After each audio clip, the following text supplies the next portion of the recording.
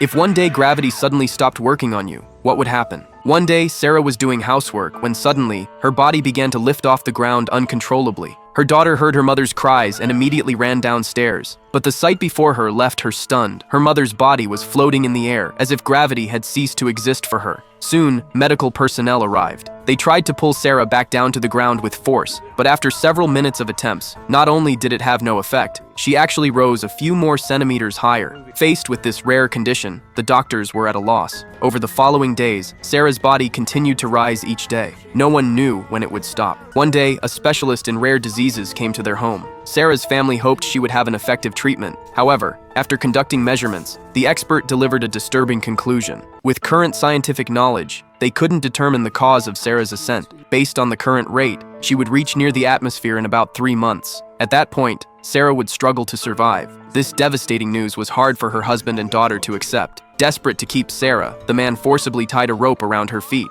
But not only did this fail to work, the pulling force of the rope caused Sarah immense pain. Seeing this, her daughter immediately moved to cut the rope with a knife, but her father stopped her. Yet as the two struggled, Sarah's ankle was torn apart.